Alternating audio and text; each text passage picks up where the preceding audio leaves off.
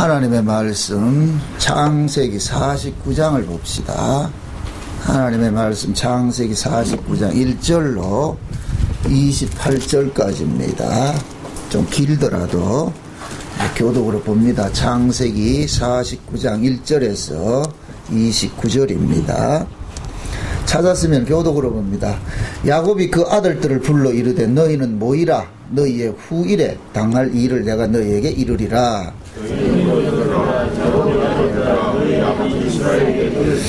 르우벤아 너는 내 장자여 나의 능력이여 나의 기력의 시작이라. 위강이 초등하고 권능이 탁월하도다마는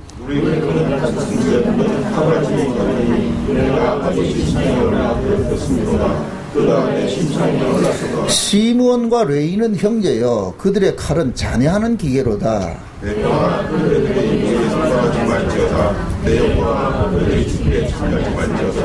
그들이 그들을 인도되고 사람을 죽이고 그들의 편리대로 서로의 발목을 끊었으나 그 노염이 혹독하니 저주를 받을 것이요 분기가 맹렬하니 저주를 받을 것이라. 내가 그들을 야곱 중에서 나누며 이스라엘 중에서 흩으리로다. 내 형제의 참순이 될지라. 내 손이 내 원수의 목을 잡을 것이요 내 아버지 아들들이 내 앞에 유다는 사자 새끼로다. 내 아들아 너는 움킨 것을 찢고 올라갔도다. 그의 엎드리고 웅크림이 숫사자 같고 암사자 같으니 누가 그를 범할 수 있으랴. 그가 유다를 떠나지 아니하면 후자의 사이가 그날 사이에서 떠나지 아니하기를 실로 거기까지 이르리니 그에게 모든 백성이 복하리로다. 그의 나귀를 포도나무에 매며 그 암나귀 새끼를 아름다운 포도나무에 맬 것이며 또 그 옷을 포도주에 빨며 그 복장을 포도즙에 빨리로다. 그의 눈은 포도즙에 나여 붉겠고 그의 이는 우유로 말미암아 스불론은 해변에 가하리니 그곳은 배 매는 해변이라. 그 지경이 시돈까지로다.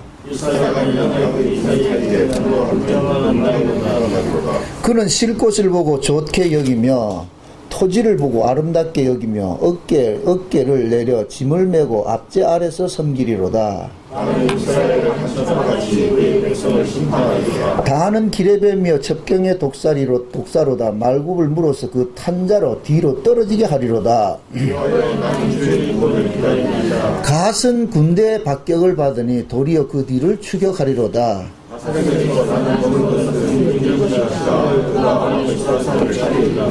납달리는 노인 암사슴이라 아름다운 소리를 바라는도다.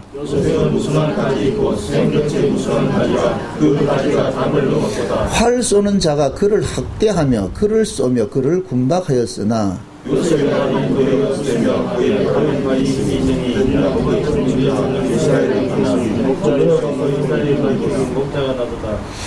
내 아비의 하나님께로 말미암나니 그가 너를 도우실 것이요 전능자로 말미암았나니 그가 내게 복을 주실 것이라. 위로 하늘의 복과 아래로 온천의 복과 젖먹이는 복과 태의 복이로다. 내 아버지 주님이 내 손을 축복하다 나아서 영원한 삶이 하는 순간 그 형제 중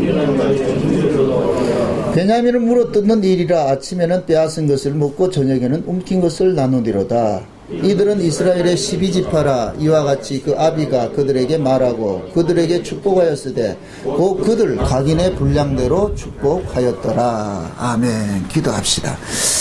고마우신 아버지 하나님, 하나님의 은혜가 이 시간도 우리에게 덮친 바 되어졌어. 참 감사를 드립니다. 아무리 세상이 어지럽고 힘들다 할지라도 하나님의 그 은혜가 우리의 발걸음을 여전히 은혜 받는 자리로 인도해 주셨고 또 이 시간도 변함없이 우리의 눈을 여시고 마음을 여시고 귀를 열어서 하나님의 은혜를 볼 수 있게 하시고 들려질 수 있는 은혜를 허락해 주신 것을 감사합니다. 불러주셨사오니 이 시간도 창세전에 예비하셨던 그 비밀의 말씀들 깨닫게 하시고 은혜를 입는 복된 시간 되어지게 도와주시옵소서.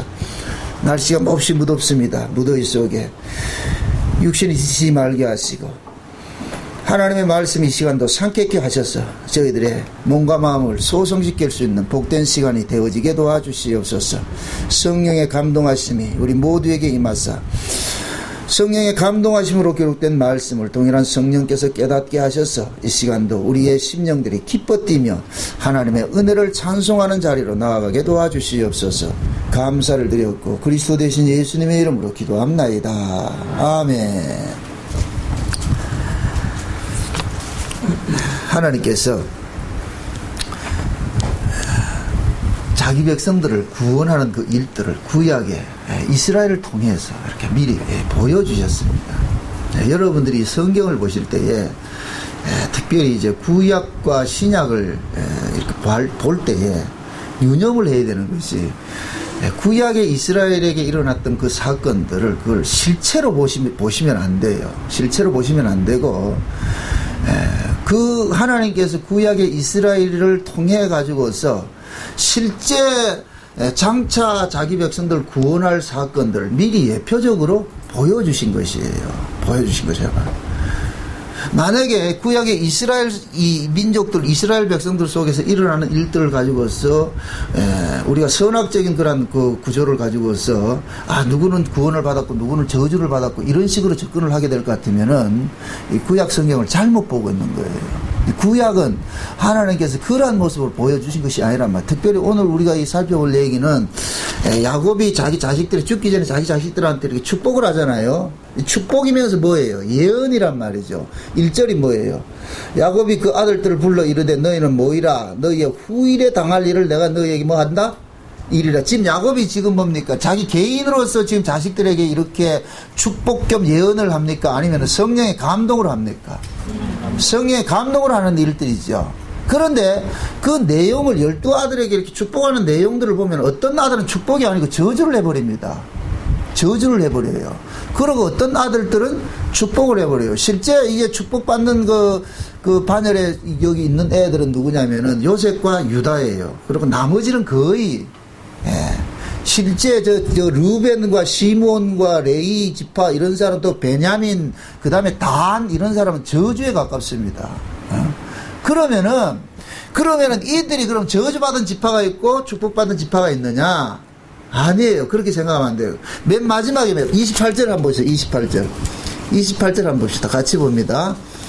이들은 이스라엘의 12지파라 이와 같이 그 아비가 그들에게 말하고 그들에게 뭐 하였으며 축복하였으며 곧 그들 각인의 분량대로 뭐 했다?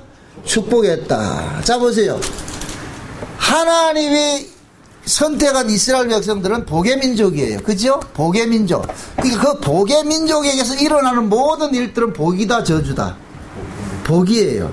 그 속에 비록 저주의 모습이 담겨 있을지라도 복이에요. 그럼 지금 야곱은 12지파 12아들을 통해 가지고서 하나님께서 장차 이 땅에 펼치실 자기 백성들을 구원하는 그 일들을 보여주시는 것이 12아들을 가지고서 지금 예언을 한단 말이죠. 그러니까 이 12아들은 뭐냐면은 각각 자기의 분량대로 받은 것이 있는 거예요. 쉬운 얘기로 하나님께서 이 땅에 창세전 언약이라는 드라마를 찍는데 그 드라마를 찍기 위해서 모든 배우들을 다 캐스팅을 합니다. 그 감독이 좋아하는 배우들만 캐스팅하는 거예요. 감독이 좋아하는 배우들 다 캐스팅해가지고서 각각의 역할을 맡기는 거예요. 당신은 이 악역을 좀 해주세요. 당신은 주인공 역할을 해주세요. 이렇게 딱 맡긴단 말이죠. 그러면은 그 드라마 자체가 한 감독의 작품 속에 있는 것이기 때문에 드라마에 참석한 모든 배우들은 영광인 거예요. 그 끝나면 다 뭐예요? 개런티 주지요. 악역을 해도 개런티를 주고 주인공을 해도 개런티를 준단 말이죠. 만약의 경우에 그 드라마의 성격이 악인이 우세하는 것을 드라마에 초점을 맞출 것 같으면 그 악역을 담당한 사람이 개런티가 높아요. 이해되죠? 이해가 안 되는 분인데, 자, 보세요. 이렇게 생각을 하세요. 자, 군사훈련을 하는데, 그 군사훈련을 하는 것은 적군과 싸우기 위해서 군사훈련을 하잖아요. 그러면은, 아군을, 편을 갈라가지고, 네 적군에 해서 완장 하나 채워가지고, 네 적군이다. 그래서 그 사람은 반대편에 세워가지고 적의 노릇을 하는 거예요. 그럼 한쪽은 적군이 되고 한쪽은 아군이 돼서 둘이서 뭐 합니까? 모의 훈련을 하죠. 모의 훈련을. 모의 훈련을 어떤 것 같이? 실전 같이. 근데 그것이 실전이에요? 모의예요? 집사님 군대에서 모의 훈련하는데 진짜 실탄 줘요?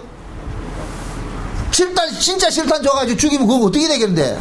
안 주잖아요. 기껏 해봐야 비비탄 맞지 말이죠. 뭐, 물감 들은 그런 총 준단 말이죠. 그것은 그 뭐냐? 상대방을 죽이기 위해 훈련하는 겁니까? 아니면은, 나중에 실제 일어날 전쟁을 대비해서 훈련을 하는 거예요. 훈련을 하는 것이죠. 지금 이스라엘 백성들이 그런 거예요.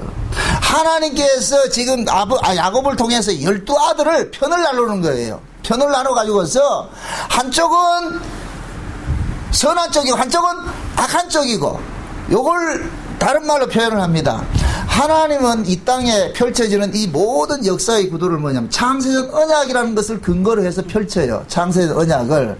그래서 창세전 언약을 우리가 겉으로 봤을 땐 창세전 언약이 하나였는데 그것을 딱 깨보니까 두 언약이 나오더란 말이죠. 옛 언약과 새 언약이에요. 그것이 구약과 신약이에요. 그래서 구약은 망하는 역사를 기록을 했고 신약은 살아가는 역사를 기록한 거예요. 지금 이해돼요? 그러니까 옛 언약과 새 언약이 있는데 새 언약은 죽이는 언약이고 옛 언약은 죽이는 언약이고 새 언약은 살리는 언약인 거예요. 이 둘이 하나라는 말이죠. 그러니까 구약과 신약을 다르다고 생각하면 안 돼요. 하나예요. 하나인데 서로의 기능이 다를 뿐이에요. 이해돼요? 이 둘이 하나란 말이죠.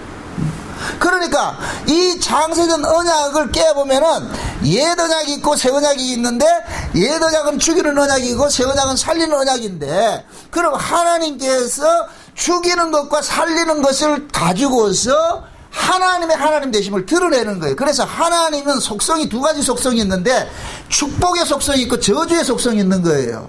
하나님은 사랑이시기도 하시면서 하나님은 저주하시는 분이기도 해요. 지금 이해돼요?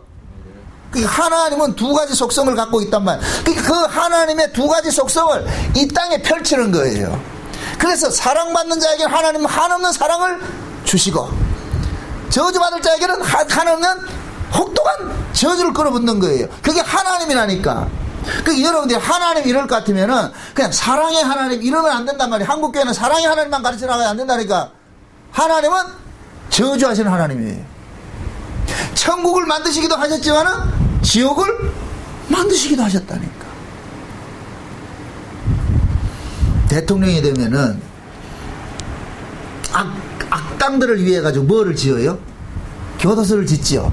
경찰서를 만들고 하잖아요. 만약에 악당들이 없을 것 같으면 경찰서 필요하다 안 필요하다? 지금 한국에 수많은 경찰들 있잖아요. 그 수많은 예산을 들여가지고 왜 그 사람들 시켜요? 이 땅에 질서를 잡기 위해서 하잖아요. 진짜 다 천사들만 있을 것 같으면 그게 필요할까요? 안 필요할까요? 필요 없겠죠. 그런데 경찰도 만들고 군대도 만들고 교도소도 만드는 이유는 악인들이 있기 때문에 그렇단 말이죠. 악당들은. 그럼 죄인들은 어떻게 해야 되냐? 격리를 시켜야 돼요. 왜? 그들을 놔둬서는 사회가 뭐가 되기 때문에 불안해지고 말이에요. 무질서해지기 때문에. 그래서 그들도 필요한 거예요. 그러니까 대통령 입장이 왔을 때는, 법을 집행하는 사람 입장이 왔을 때는 착한 사람은 물론 상을 줘야 되지만 나쁜 사람은 격리를 시키는 일도 있는 거예요. 그 전체를 뭐라 그러냐? 통치라 그런단 말이에요. 통치. 그래서 하나님께서 이 세상을 다스리는 게 그래요. 하나님께서 이 세상을 다스리는데, 이 세상 속에서는 다스리는 그 목적이 뭐냐? 하나님께서는 그 아들을 만유의 주가 되는 것이 하나님의 이 땅에 펼치는 일이란 말이죠. 그래서 그 아들 예수 그리스도가 주로 삼기 위해서는, 주가 되려면 필연적으로 뭐가 있어야 되느냐? 우군과 악운이 있어야 되는 거예요. 주가 되려면 주 자체가 심판 기능을 가지고 있기 때문에, 그래서 예수님께서는 이 땅에 오심으로 인하여서 뭡니까? 너희와 저희로 쫙 갈라지게 되는 거예요. 너희와 저희를 갈라져. 이게 창세기 1장 1절이에요. 태초에 하나님이 천지를 창조해. 하늘과 땅은 극과 극으로 달라요. 성질 자체가 다르다니까. 그런데 이 둘이 뭐냐? 하나님께서 창조하신 것이에요. 그럼 이 천지를 가지고서 하나님께서 뭘 보여주느냐? 창세전에 계획했던 그 일들을 펼쳐 보인단 말이죠. 펼쳐 보이는 거예요.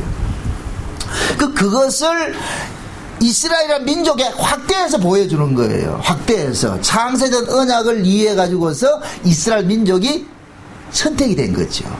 그럼 이스라엘 민족을 가지고서 하나님께서 어떻게 일을 해가느냐? 그 민족들을 가지고서 장차 실전으로 일어날 예수님께서 오셔가지고 자기 백성과 자기 백성 아닌 자들을 갈라내는 이 일들을, 실제 일어나는 일들을 구약의 야곱의 12아들을 가지고서 모의 훈련을 하는 거예요. 모의 훈련을. 여러분 이해되죠? 그러면은 야곱의 12아들이 이 땅 여기에서 저주를 받았다 해서 그들이 저주받는 자다 아니다? 아니죠. 실제 여러분들 보세요. 여기 저주받은 그 지파 같은 경우에 레이 지파나 이런 사람, 레이 지파가 뭐라 그랬어요? 몇 절 보세요? 5절 보세요. 시몬과 레이는 형제요. 그들은 뭐라 그래요? 칼은 뭐라 그래?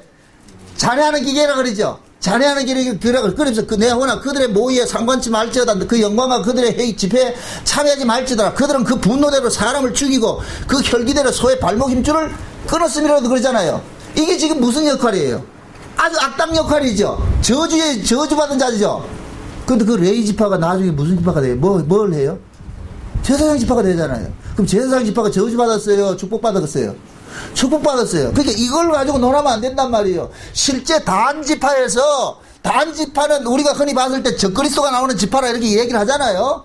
맞아요. 그거는 신약적인 봤을 때 그렇단 말이죠. 그러나 실제 단 지파 속에서는 모세가 성막을 지을 때 거기에 수종들은 오할리압이라는 사람이 있어. 오홀리압이라는 사람입니다. 이 오홀리압과 부사렐 이름 나오죠? 그들은 성령의 감동을 입어가지고서 뭡니까? 세공하는 일을 때였잖아요. 보석을 세공하고 이런 일을 했단 말이죠. 그게 단지파 사람이라니까. 그리고 단지파 사람의 가장 유명한 사람이 누구냐? 삼손이에요, 삼손. 그럼 그 삼손이 저주받았냐 말이죠? 아니에요. 반대로 유다 지파는 복받은 지파지요. 근데 유다의 아들들이 엘과 오난이 어떤 짓을 하다가 하나님 앞 저주받았어요? 형수한테 들어가라 했더니까 형수한테 씨를 주기 위해서 어떻게 해요? 땅에다가 설정을 해가지고 죽임 당하잖아요. 이죠? 그럼 그 유다 지파는 분명히 뭡니까? 여기서 봤을 때는 유다의 지파가 복을 받았을 것 같으면 유다의 후손들도 다 복을 받아야 되는데 실제 유다의 후손 중에도 저주받은 자들이 나타나더란 말이죠. 그러니까 이 지파 속에서 나타나는 것을 가지고서 어떤 지파는 복을 받았고 어떤 지파는 저주를 받았다 그렇게 접근을 하지 말란 말이죠. 하나님은 이들을 가지고서 드라마를 찍는 거예요. 하나님의 관심사는 이 땅에 장차 예수님께서 오셔가지고서 자기 백성과 자기 백성을 아닌 자를 갈라내고 심판하고 구원하는 이 일들을 이걸 보여주기 위해서 구약이라는 이 모의 훈련을 시킨 거예요. 거기에서 누가 투입이 됐느냐? 이스라엘이라는 나라를 투입을 시켜 여기 선택을 해가지고서 이들을 전부 캐스팅해가지고서 니는 악역 맡고 니는 선한 역 맡고 맡겨준 거예요. 맡겨준 거예요. 그래서 이들을 하나님께서 뭐 하느냐? 창세전 언약에 상반된 두 언약과 같은 옛 언약과 새 언약을 보여주는 일들을 한단 말이죠. 그래서 이스라엘 자체는 전부 복의 민족이라 그러는 거예요. 나중에 보세요. 민수기에 보면은 여기에서 태어났던 이스라엘 12지파가 다시 한번 계수를 해가지고 전부 이 계수당 그 민족들이 어디로 들어가요? 가나안 땅 들어가지요. 그럼 가나안 땅 들어갔다는 얘기는 이들이 구원받았다는 얘기 아니에요. 구원받았다는 얘기죠. 이게 공감이 안 되는데 지금 여러분들 지금 내한테 데모하려고 그러는데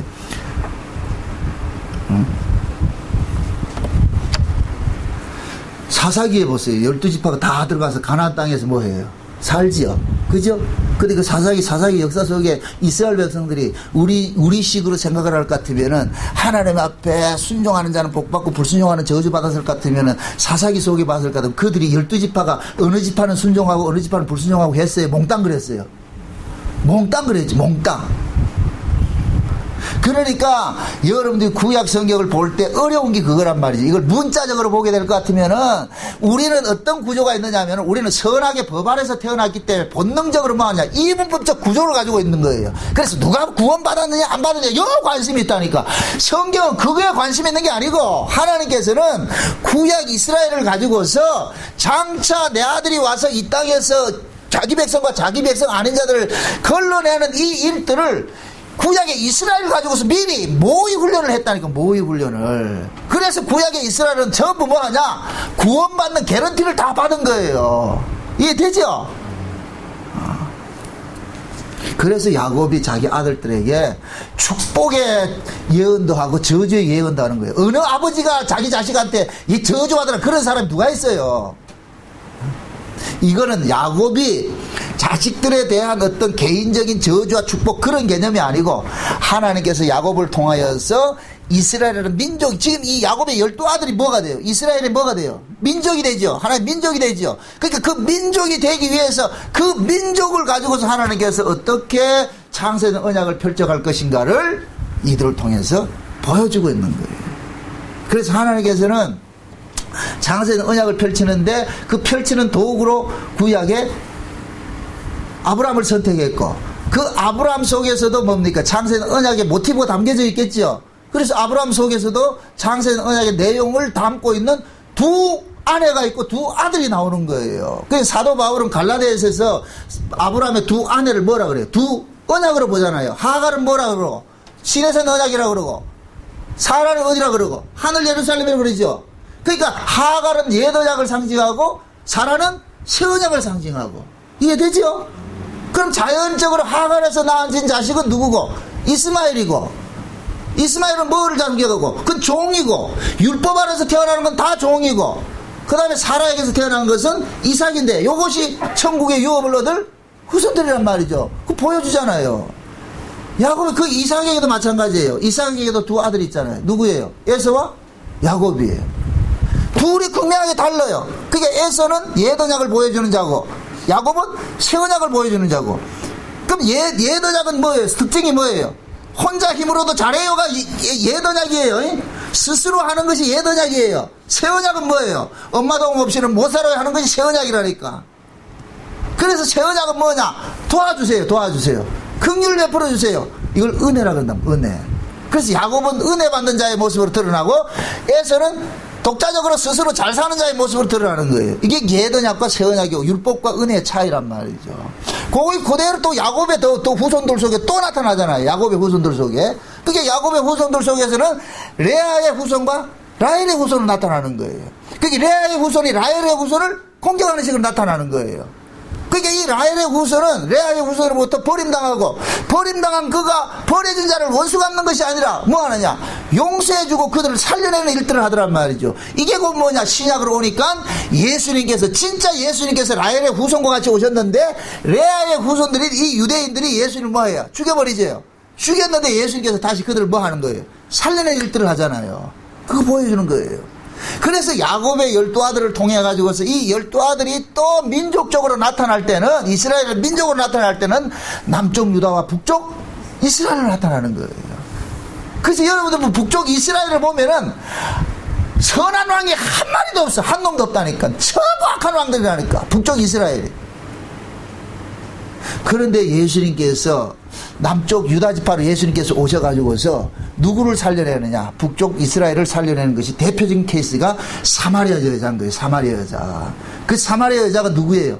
북쪽 이스라엘에 망해가지고 그들이 뭡니까? 아수르에게 동화돼가지고 아수르에서 동화된 그 사람들을 뭐라 그러냐? 사마리아인들이라 그래. 사마리아인들을. 그 사마리아인들은 유대인들은 개 같은 이방인으로 취급했단 말이죠. 근데 예수님께서 오셔가지고서 누구를 구원해내느냐? 그 개 같은 이방인과 같은 수가성 여자 찾아가서 구원해내는 거예요. 구원해낸다는. 그 성경이 지금 우리에게 말해주는 것은 곧 뭐냐? 하나님께서 자기 백성들을 구원하는데 어떤 식으로 구원해낼 것이냐? 그것을 구약의 이스라엘 것을 가지고서 그림을 그려가지고서 다 보여주는 거예요. 그러니까 우리는 구약을 볼 때마다 야 이놈 저주받았다 안 받았다 이렇게 보면 안 되고 하나님께서 역사 속에서 이렇게 일을 해 가시는구나. 일을 해 가시는구나. 그 구약의 이스라엘 백성들은 자 보세요. 모의 훈련이라고 그랬어요. 모의 훈련은 실전을 대비해서 하는 훈련이잖아요.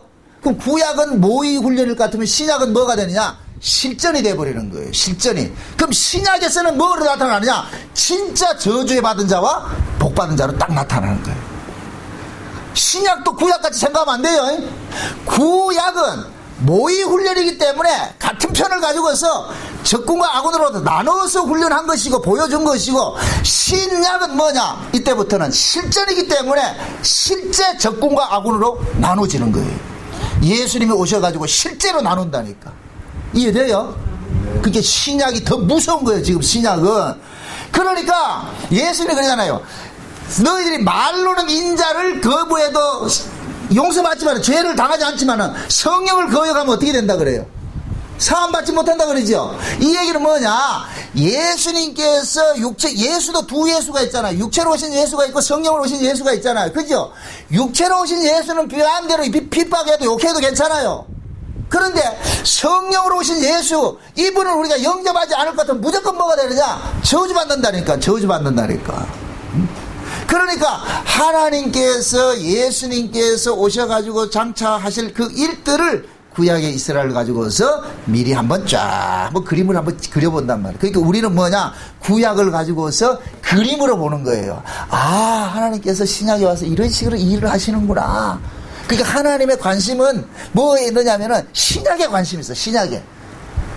그래서 구약에 여러분들 구원은 혈통으로 받아요, 예수 그리스도를 믿음으로 받아요? 믿음으로 받죠. 그래서 구약의 이스라엘 백성들이 구약의 마지막 때 예수님께서 오셔가지고서 그러잖아요. 세례 요한이 광야에서 세례를 줄 때 바리새인들은 스스로가 아브라함의 후손이라고 해서 자긍심을 가지고 있었어요. 그때 세례 요한이 뭐라 그래요? 속으로 아브라함의 후손이라 자랑하지 말라 그러죠. 하나님께서는 여기 있는 돌들로도 아브라함 후손 만들 수 있다. 이 얘기는 뭐냐, 혈통으로는 구원받는 길이 있다 없다? 없다는 얘기예요.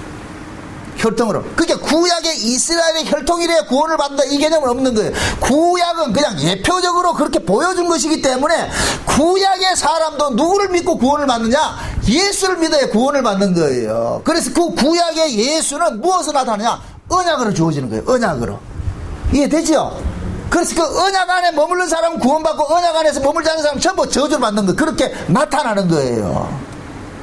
그러니까 구약의 이스라엘 속에서도 실제 뭐가 있느냐, 표면적 이스라엘이 있고 이면적 이스라엘이 있는 거예요.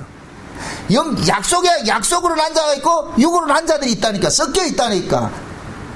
또 하나 못을 박고 갑니다. 그럼 구약의 12지파들은 모두 그들 속에서는 모두 다 구원받았습니까? 아니에요. 아니라니까. 그냥 12지파는 하나님께서 큰 그림을 그리는데 그렇게 보여주는 거예요. 그러면 실제 그 안에서도, 이스라엘 내부 안에서도 실제 육으로 난 자가 있고 영으로 난 자가 있을 거 아니에요. 그럼 육으로 난 자는 계속해서 뭐냐, 하나님을 거역하는 쪽으로 나타나는 것이고, 영으로 난 자들은 하나님께 순종하는 쪽으로 나타나는 것이고, 그럼 순종이 다른 것이 아니라 선지자들이 나타날 것 같으면 선지자들의 말을 듣고 회개하고 돌아오는 그런 일들이 나타나는 것이고. 그래서 하나님은 이 구약이라는 이 이스라엘을 가지고서 예수님께서 오셔가지고 해야 될 일들을 보여주셨기 때문에 우리는 구약을 통해가지고, 아, 이렇게 하면 망하는구나, 저렇게 하면은 살아나는구나, 그거 보는 거예요. 그래서 사도 바울이 고린도전서 10장에서 그러잖아요. 고린도전서 10장에서 이스라엘 백성들의 구약의 광야에서 일어났고 모세를 통해서 출애굽을 하고 한 모든 것들을 뭐라 그래요? 우리에게 뭐로 줬다 그래요? 거울로 줬다 그러죠. 거울로 줬다 그러죠. 그죠? 거울로 줬다. 근데 그 거울로 줬는데, 거울로 준 것은 뭐냐? 그들을 한번 봐봐라. 그들을 한번 봅시다. 고린도전서 10장을 한번 봅시다.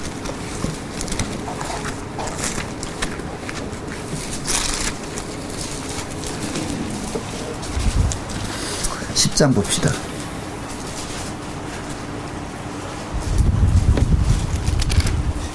1절부터 봅시다. 1절부터 12절까지 봅시다. 12절까지 같이 저를 돕는 의미에서 여러분 읽어주세요. 다 같이 시작.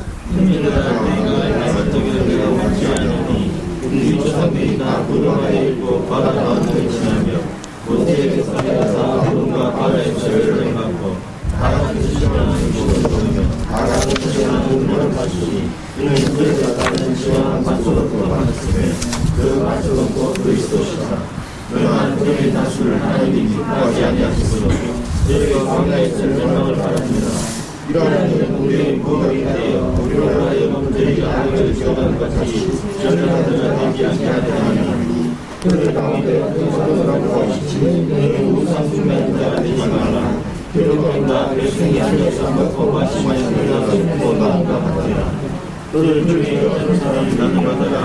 하루에 24,000명이 있었나니 우리는 그들과 같이 인간을 하지 말자. 그들 말하여 있는 사람을 죽어들라.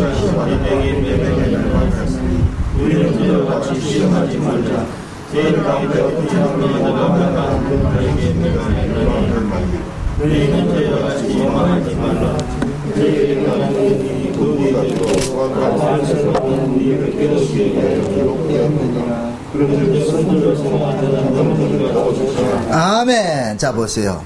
지금 사도 바울이 구약의 이스라엘 백성들이 모세를 통해서 애굽에서 나와서 광야에서 멸망당한 사건을 지금 이야기를 하고 있어요. 이 이야기를 지금 어디에다 하고 있어요? 고린도 교회에다 하고 있죠. 고린도 교회.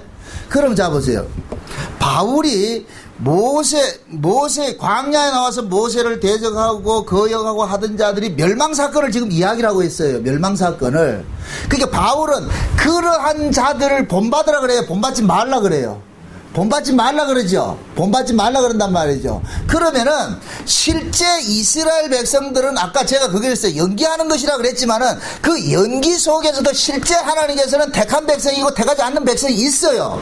그러니까 택하지 않는 백성들의 모습들은 이런 모습으로 드러난다는 거예요. 계속해서 거역하는 식으로 나타난다는 거예요. 그러니까 고린도 교회 안에도 분명히 뭡니까? 우리가 봤을 땐 교회 안에는 다 하나님의 백성들만 있다고 생각하는데 하나님의 교회는 하나님의 백성만 있는 것이 아니에요. 항상 누구와 함께 섞여 있느냐? 마귀의 백성들도 섞여 있는 거예요. 예수님께서 비유를 하시죠. 밭에 곡식을 뿌렸는데 밤에 누가 뿌렸더라? 가라지를 뿌렸다고 그러단 말이죠. 그러니까 농부들이 와서 그러잖아요. 주인님 가라지가 있는데 가라지 뽑을까요? 그러니까 뽑으라 그래요. 뽑지 말라 그래요. 뽑지 말라 그러죠. 이것은 곧 뭐냐? 하나님께서 교회를 통해 가지고서 일을 하는데 그 교회는 반드시 뭐냐? 온 세상에 자기 백성과 자기 백성 아닌 자가 섞여 있는 것을 그대로 모판처럼 교회에다가 적용을 시키는 거예요. 그러니까 교회 안에도 진짜 하나님의 선택을 입어서 구원받은 백성이 있는가 하면은 구원받지 못한 가짜들이 있단 말이죠. 마귀의 백성들이 있단 말이에요. 그게 육에 속한 자가 있고 영에 속한 자들이 있는 거예요. 그러면은 육에 속한 자들은 항상 무엇으로 드러나느냐면은 자기 육신의 소욕을 추구하는 쪽으로 드러나면서 거역하는 일들을 계속 일으키는 거예요. 바울이 그 얘기를 하는 거예요. 교회 안에 이런 자들이 얼마든지 일어날 수 있으니까 요런 자들은 곧 뭐와 같으냐? 구약의 광야에서 모세를 대적했던 자들과 같이 멸망받은 자들과 같은 모습이니라. 그러니까 너희들 조심하라 그러는 거예요. 선줄로 생각하는 자는 넘어질까? 조심하라. 이 말이 이해돼요? 교회 안에 왔다고 해서 다 구원받았다 생각하지 말란 말이죠. 여러분들 마귀가 마귀가 교회 막 같은 이미 마귀의 나와버리라. 그건 수중에 떨어져 버렸어. 세상 속에서 유일하게 마귀의 수중에 떨어지지 않는 것이 어디냐? 교회란 말이에요. 교회. 그래서 마귀는 교회를 어떻게 하느냐? 어떻게 하는지 집중 공략하는 거예요. 그래서 교회 안에다가 마귀는 뭐냐? 짝퉁들을 자꾸 심어놓는 거예요. 짝퉁들을, 가짜들을 심어놓는 거예요. 그 가짜들이 교회 안에 들어옴으로 인하여서 누가 자꾸만 드러나냐? 진짜가 드러나는 거예요. 진짜가 자꾸만 가짜를 통해 하나님의 진리는 그거예요. 가짜를 통해서 진짜를 드러내고 싶은 거예요. 진짜. 그러면은 교회 안에도 하나님께서 언약을 펼쳐가는데 옛 언약에 속한 사람이 있고 새 언약에 속한 사람이 같이 공존하는 거예요. 그럼 옛 언약에 속한 사람은 계속 무슨 일을 하느냐? 죽이는 일을 하죠. 핍박하는 일을 하죠. 이게 뭐냐? 마귀의 백성들이 하는 일이란 말이죠. 그래서 어떤 사람들은 교회 안에서 어떤 사람들은 진짜 구원받은 사람들의 모습으로 신앙생활 하는 사람이 있는가 하면 어떤 사람들은 구원받지 못한 사람들의 신앙생활 하는 모습으로 하는 게 있는 거예요. 달란트 비유할 때 그러죠. 예수님께서 달란트 비유를 할 때에 집안에 주인이 지금 달란트를 종들에게 나눠줬어요. 각각 종들에게 나눠줬잖아요. 마치 지금 야곱이 자식들에게 각각의 분량대로 축복을 하고 했듯이 지금 주인이 지금 나눠준 거예요. 나눠줬는데 우리 생각에는 똑같은 종들일 것 같으면 똑같은 모습으로 드러나야 되잖아요. 주인이 달란트를 나눠주고서 집을 비우니까 극명한 차이가 딱 드러나는 거예요. 극명하게. 거기는 달란트가 2개 받았다 5개 받았다가 중요한 것이 아니고 1개 받았다고 중요한 것이 아니에요. 2를 받았으면 둘 받은 것이 복 받았고 1개 받은 건 저주 아니에요. 주인은 각각에 맞게끔 달란트를 준 것뿐이에요. 각각에 맞도록끔. 만약에 1달란트 받은 종은 1달란트 남기면 돼요. 근데 거기에서 1달란트 받은 종은 달란트를 남기는 것이 아니라 뭐하냐? 주인이 없다는 핑계를 대서 뭐합니까? 게으름을 피운단 말이죠. 그러나 2달란트 5달란트 받은 종은 주인이 있든 없든 상관하지 않고 이 일을 한 거예요. 요게 곧 뭐냐? 새 언약에 속한 사람들의 모습인 거예요. 근데 한 달란트 받은 종은 주인이 있을 때는 눈치껏 잘 하다가 주인 없으면 아싸 해가지고 안 한단 말이야. 요게 곧 뭐냐? 종이에요, 종. 요게 저주받은 자들이라니까. 교회 안에는 반드시 두 부류가 있어요. 어떤 사람은 누가 시키든 안 시키든 자기만 받은 은혜로서 열심히 섬기는 사람이 있는데, 어떤 사람은 눈치 살살 보는 거예요.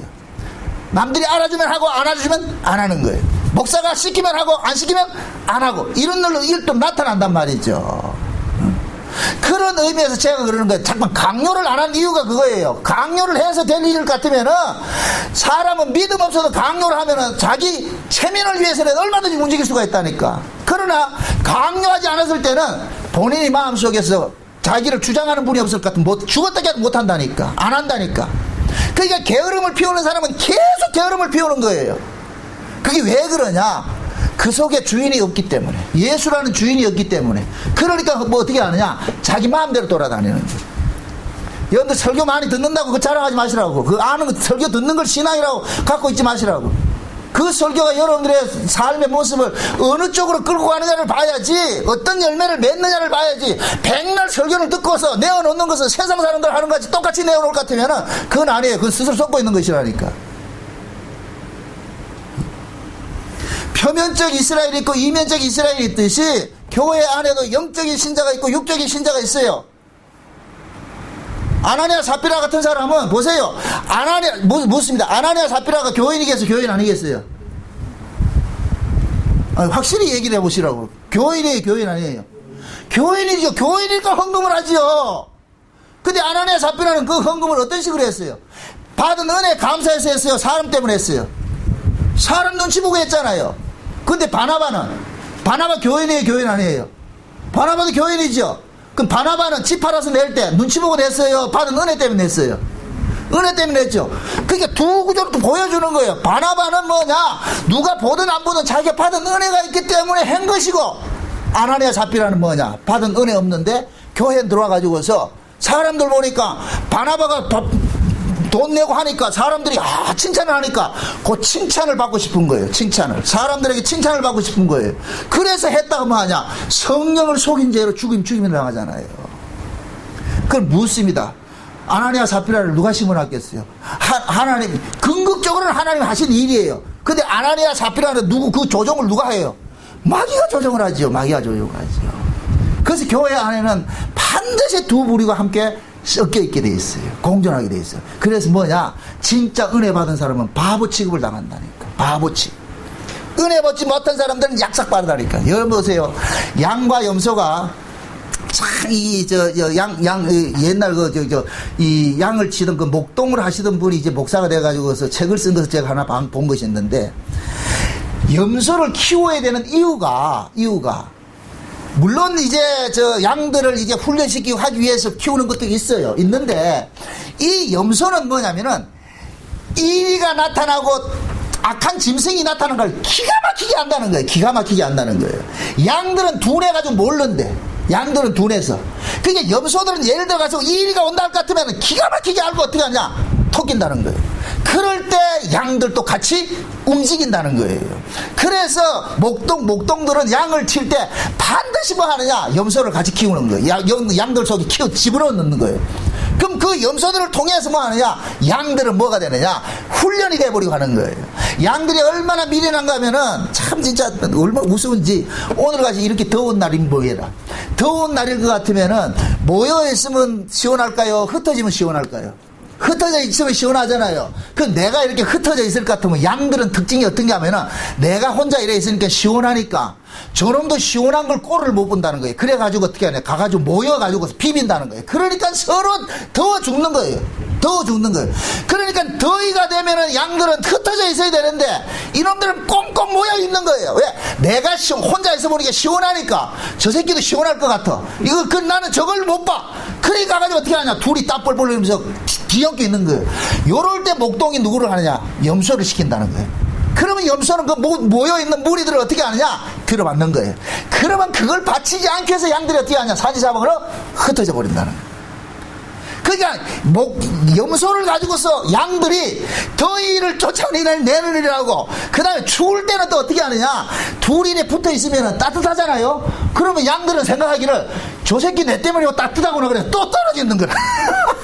이게 얼마나 심보가 고약해요. 이게 우리라니까. 우리라니까 똑같아요 우리하고.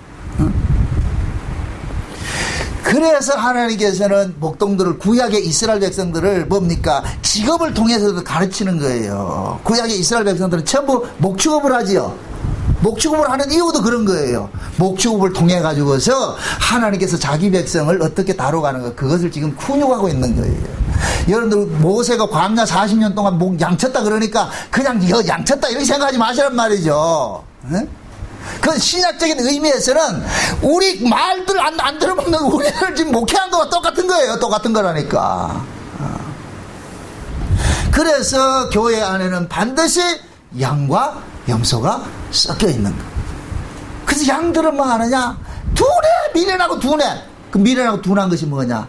받은 은혜를 우직하게 하는 거예요. 이게 내가 손해를 보든 안 보든 생각하지 않고 받은 은혜 감사해서 열심히 섬기는 거예요.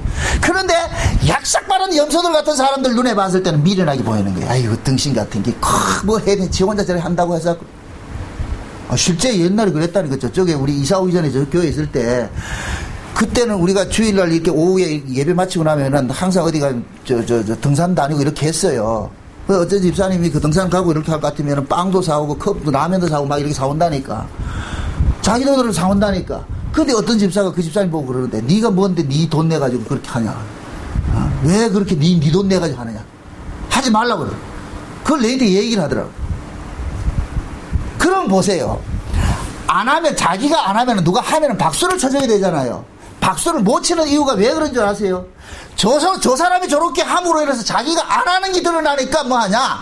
니도 하지 말고 나도 하지 말자는 거예요. 이게 물귀신 작전이에요. 교회 안에는 항상 그래요. 진짜 또 이 얘기가 또 오늘 설교가 이상하게 가버리는데, 이게 여러분들 뭐 어디 충성 끄집어내는 그런 얘기가 아니에요. 하고자 하는 사람은 자기가 하는 것이 아니란 말이죠. 하나님의 은혜가 내가 임하고 나니까 그 은혜가 너무 커서 이대로 내가 못 있겠으니까 뭐라도 하고 싶은 것이 나타나는 것이지, 그걸 억지로 하라는 얘기가 아니에요. 억지로 하라는 얘기가.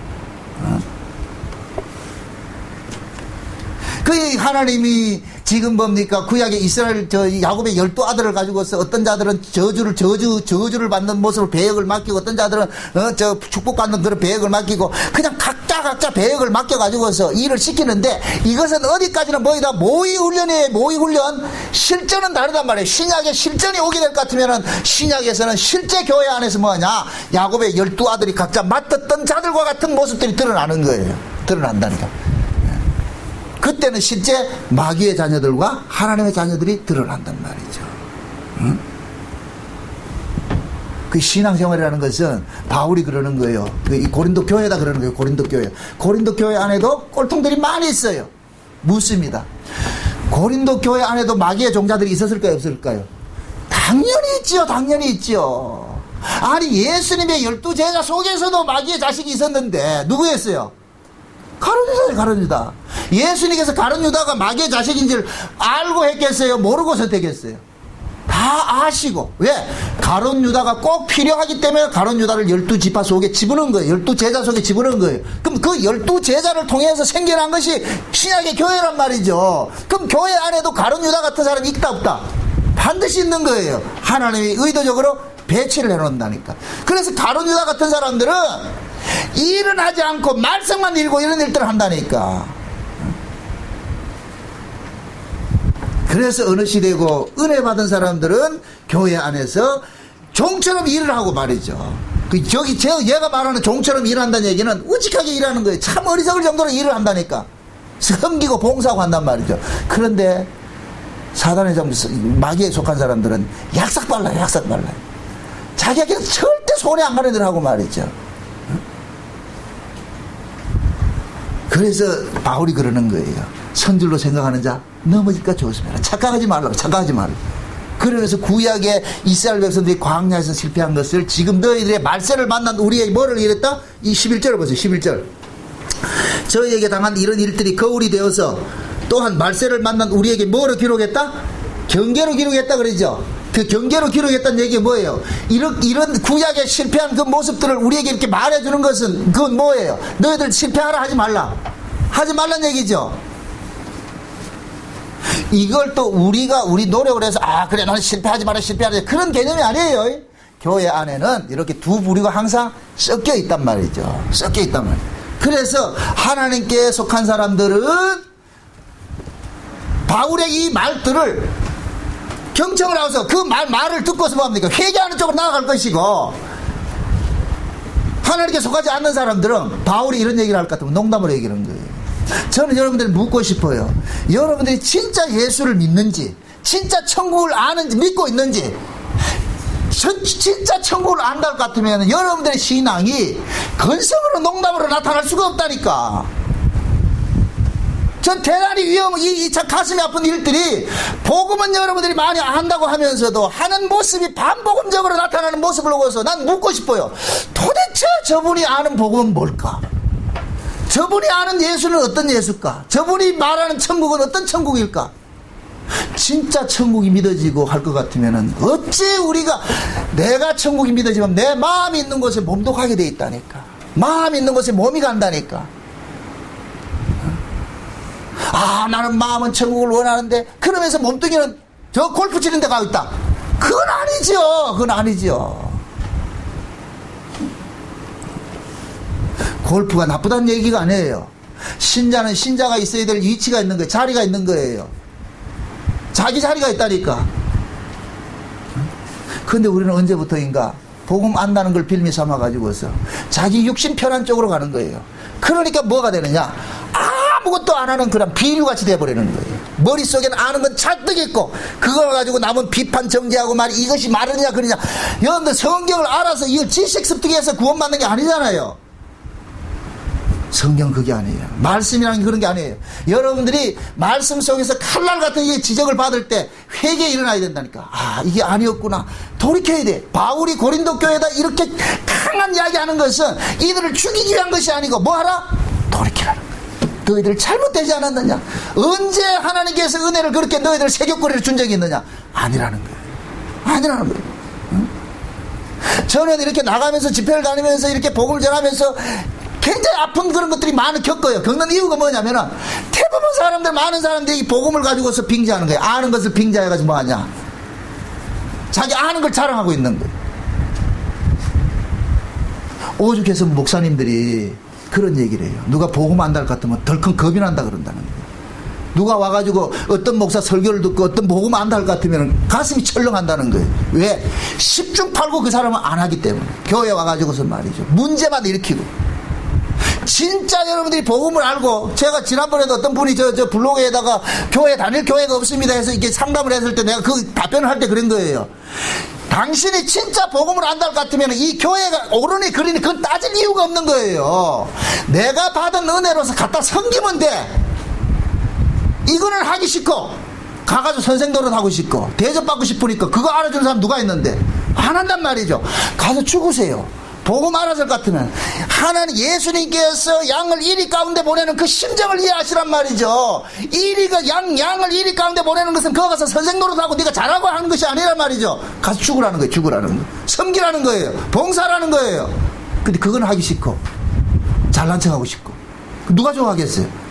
그러니까 특히 복음 안다고 하는 사람들이 뭐라느냐, 교회 갈 데가 없는데요. 그렇죠. 그랬어요. 발품 팔아서라도 찾으세요. 그러면 아니에요. 복음은 여러분들의 게으름을 합리화시켜주는 것이 아니에요. 응? 우리는 그렇게 내가 열심을 다해서 살아가야 열심히 살아서 구원받는다, 그건 아니에요. 그 개념이 아니라니까. 진짜 우리가 이 예수님의 피 흘리심으로 구원받은 것을 안다고 할 것 같으면은 이렇게 이 복음을 가지고서 우리가 뭡니까, 우리 자신들 육신의 소욕을 쫓아가는 세격거리를 삼지 않지요. 응? 전 우리 교회 안에서 굉장히 위기를 느껴요. 많은 분들이, 전 그분들이 알고 있는 복음을 나는 스타크를 걸고 싶지 않아. 근데 그 아는 복음이 결국 뭐냐, 자기 사욕을 쫓는 쪽으로 나타난단 말이죠. 언제부터 교회에 모이는 것이 우습게 여겼고 농담으로 들려지기 시작했냐 말이죠. 이건 아니에요. 이건 아니에요. 돌이키셔야 돼. 돌이키셔야 돼.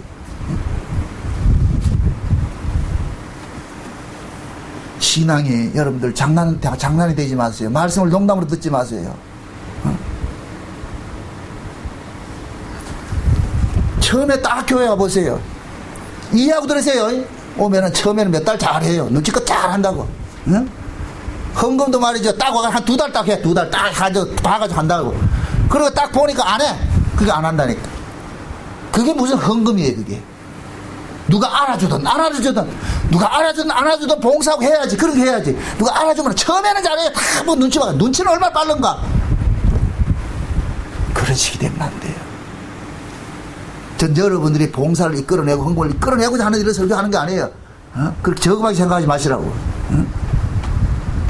신앙이라는 것은 사람이 받은 은혜가 있을 것 같으면 그 은혜가 나로 하여금 뭔가 토해내게 만들어요.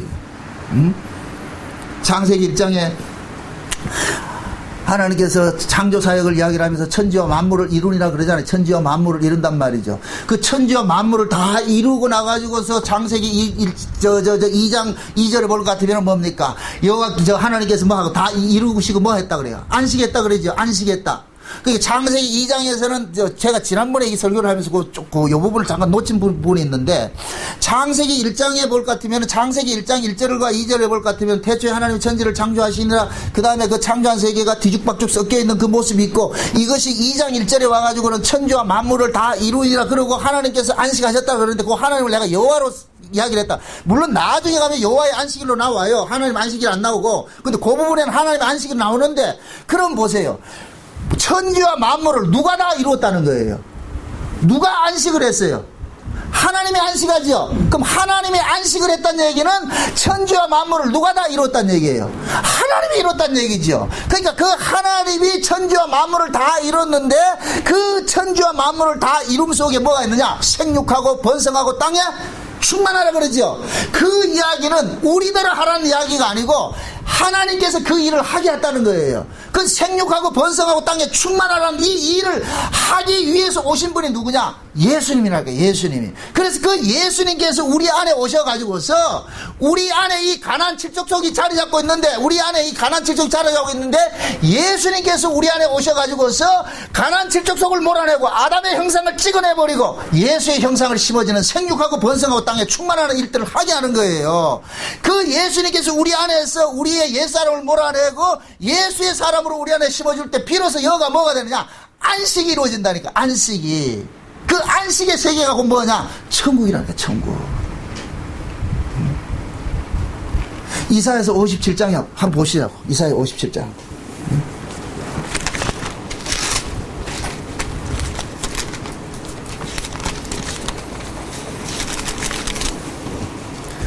이사야 57장 1절 2절 한번 봅시다. 1절 2절 찾았으면 한번 읽어주세요. 다 같이 시작. 의인은 죽을 줄 알고 마음에 문제가 없고 진실한 자들이 저희가 발을 갈지라도 대담하여서 의인은 남자로서 의리하여서 그들은 평안에 들어가면 무한길로 그들의 칭찬과 생이시니. 아멘. 의인이 죽을지. 누가 죽었다? 의인이 죽죠. 근데 그 의인이 죽은 것을 뭐라 그래요? 그는 어디에 들어갔나니? 2절에 평안에 들어갔는데, 그 평안이 어디예요? 자기 침상에서 뭐 한다? 쉰다 그러죠. 이걸 일컬어서 뭐라 그래요? 안식이죠. 여러분들 죽음을 뭐라 그래요?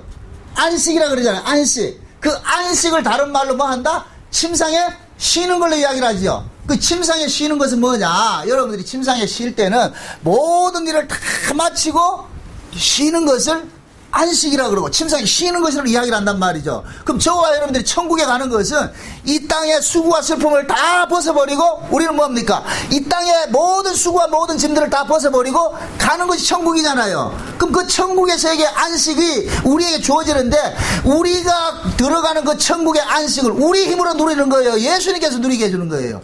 예수님께서 누리게 해주는 것이죠. 그래서 우리는 뭐냐? 여호와의 안식에 동참하는 것이 되어버리는 거예요. 그 여호와께서 보세요. 예수님께서 지금 안식하지 못하는 이유가 자기 백성이 지금 죄 아래에 있기 때문에 예수님이 지금 바쁜 거예요. 그래서 예수님께서 자기 백성들 속에 들어와 가지고서 예수님이 안식하고 싶어서 지금도 우리 안에서 열심히 뭐 하느냐? 가난 전쟁을 벌이고 있다니까.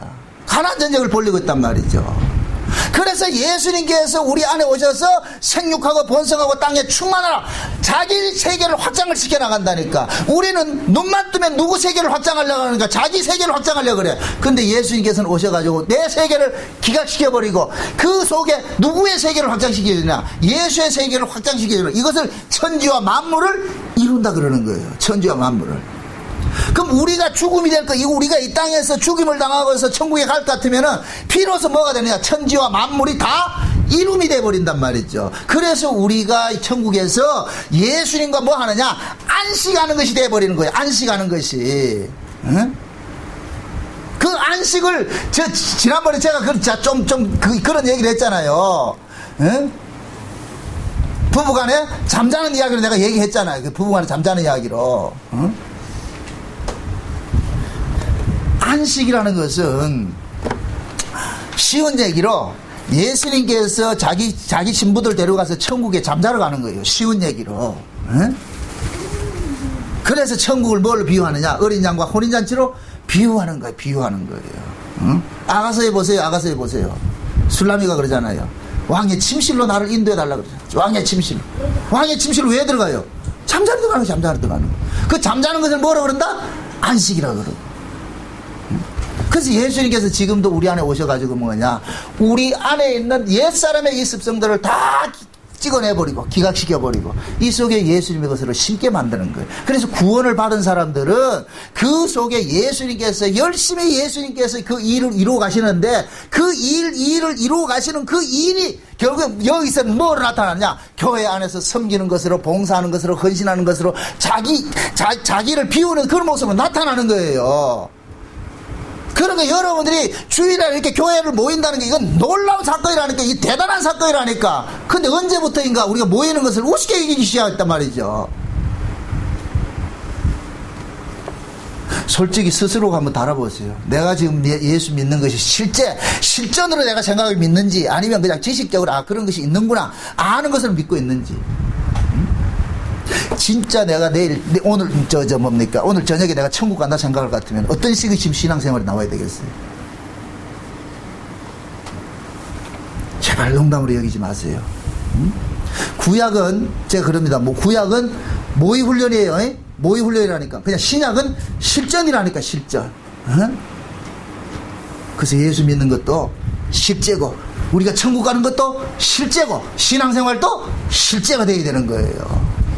농담이 아니라니까. 농담이 아니라니까.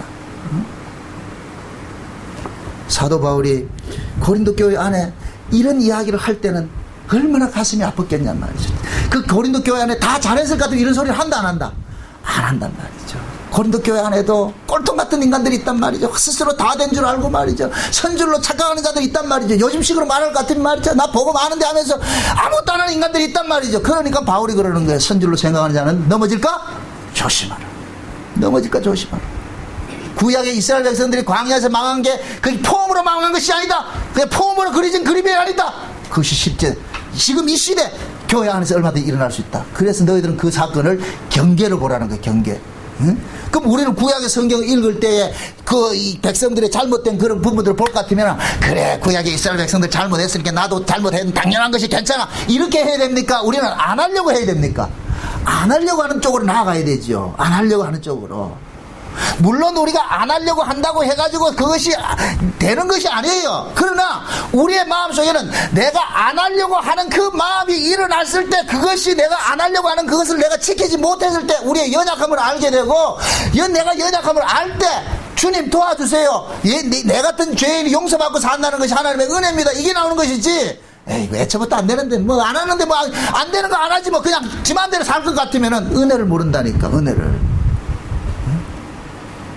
그래서 예수 그리스도의 십자가에 피 흘리심을 욕되게 하지 말라 그러는 거예요. 욕되게 하지 말라 그런단 말이죠. 예수의 십자가를 욕되게 하는 것은 두 가지예요.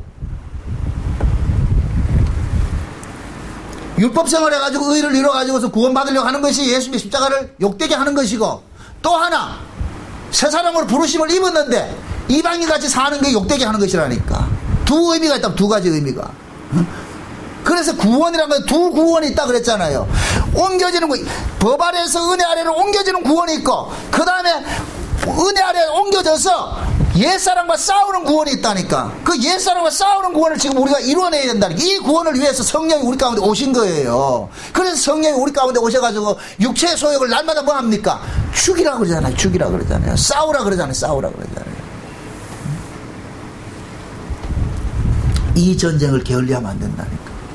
우리는 언제부터인가 그것만 알고 있어. 아, 나는 율법 아래에 있다가 은혜 아래로 옮겨져서 거기만 있어. 은혜 아래 옮겨졌다는 것만 가지고 있어. 그래 놔놓고 뭐 하냐? 은혜 아래 와가지고서 한다는 짓이 뭐냐? 옛날 그 사람하고 똑같이 노는 거예요. 똑같이 한단 말이야. 그게 진짜 구원 얻은 사람이냐? 아니에요. 저는 그런 사람 구원 얻었다고 보지 않아. 영지주의라고 한다. 영지주의. 응? 지금 이 시대도 초대교회도 영지주의가 많았듯이 지금 이 시대도 영지주의가 있는 거예요. 신앙이라는 것은 머리로 믿는 것만 되는 것이 아니고 몸과 마음이 같이 가는 거예요. 내 마음 있는 곳에 몸도 가는 것이고 몸 있는 곳에 마음도 있는 것이에요. 여러분도 보세요. 누군가를 여러분들 사랑해 보세요. 마음만 가요? 아니에요. 몸이 간다니까. 젊은 애들 사랑하는 거 보세요. 어? 밤새도록 하루 종일 같이 있다가도 말이죠. 집에 돌아오면 또 보고 싶어서 전화하고 말이죠. 밤새도록 전화해놓고 그 이튿날 또 가서 만나고 말이죠. 그게 사랑이라니까 사랑. 근데 우리는 그런 열정들이 다 사라져버렸어. 그래서 성경은 처음 사랑 회복하라 그러는 거야. 처음 사랑 회복하라고. 우리는 자꾸만 그걸 놓치고 있단 말이죠. 매너리즘에 빠져가지고. 그래서 신앙에는 제일 무서운 게 매너리즘이에요. 매너리즘. 이 정도면 됐지. 아니에요. 여러분들 보세요. 군인들이 작전에 실패하는 건 용서해도 보초에 실패하는 건 용서 못한다 그러죠. 작전은 잘할 수 있고 못할 수가 있어요. 근데 경계를 게을리하는 것은 용납이 안 되는 거예요. 우리도 신앙이 마찬가지예요. 우리가 옳게 사느냐 그렇게 사느냐 그건 중요하지 않아요. 내 마음이 뭐냐 말이죠. 내 마음이 어디를 지향하고 있느냐, 무엇을 관심하고 사느냐, 그걸 보는 거예요. 그걸. 응? 바울이 복음을 아는 사람이 고린도 교회 성도들에게 너희들 행동권이 똑바로 살아야 해서 그럼 바울이 그들에게 어떤 그 행함을 가르치는 거예요? 아니란 말이죠. 신앙은 반드시 뭐냐, 자기가 아는 것과 믿는 것이 하나로 나올 때 온전한 모습으로 나타나기 때문에 그러는 거예요. 온전한 모습으로. 응? 여러분들이 사랑한다고 하면서 말이죠, 그 사람 미워하는 짓 하는 건 그건 사랑이 아니잖아요. 사랑한다는 것은 그 사람이 무엇을 원하는가, 그 사람의 마음을 자꾸만 쫓아가는 것이 사랑이에요. 사랑. 응? 우리 하나님 말씀 배우는 것도 그거예요. 하나님께서 이 성경을 통해 가지고 하나님의 마음을 토설해 놨다는 거예요. 다 이런 마음을 가지고 있다. 그러면은 우리가 그 하나님의 마음을 조금이라도 안달 것 같으면, 그 은혜를 안달 것 같으면 우리가 뭐냐, 비록 온전치 못하지만은 그 길로 가는 쪽으로 가야 돼. 발걸음이 한쪽으로 옮겨져야 돼. 옮겨져야 된다니까. 응? 그리스도 쪽으로 말이죠. 응? 그래서 성경 안에서는 야곱이 12아들을 가지고서 축복과 저주를 하면서 그 축복과 저주한 것이 신약에는 교회 안으로 그대로 되어 가지고서 교회 안에서는 실제로 나타나는 거예요. 여러분들 말씀을 농담으로 듣지 마세요. 또 한 번 되새기고 떼서 되새기고 하세요. 그렇게 해서 내가 지금 믿는 이 믿음이 과연 진짜 하나님께서 나에게 주신 믿음인지, 아니면 내가 지식적으로 아는 믿음인지, 머릿속에 있는 것인지. 여러분들이 예수는 머리에 있으면 안 돼. 가슴에 나와서 가슴으로 여기에서 믿어져서 그것이 손과 발로 움직여져야 돼. 그 심장이 나와야 된단 말이야. 그 마음이 부디 그 예수가 여러분들의 심장, 예수의 심장이 여러분들의 삶 속에서 톡톡 튀어나오시기를 주의 이름으로 축원드립니다. 기도합시다.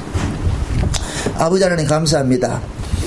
하나님께서 우리에게 주신 이 구원이 너무나도 놀랍고 중요한 것인데 우리는 언제부터인가 이걸 농담으로 여기고 있습니다. 세교거리로 삼고 있습니다. 하나님, 이 일을 어찌합니까? 주께서 불쌍히 여기시고 긍휼을 베풀어 주셔서 잘못된 길을 돌이킬 수 있는 그런 마음들 가질 수 있도록 도와주시옵소서.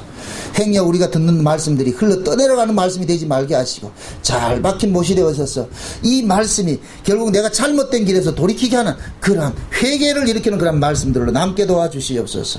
예수님의 이름으로 기도합나이다. 아멘.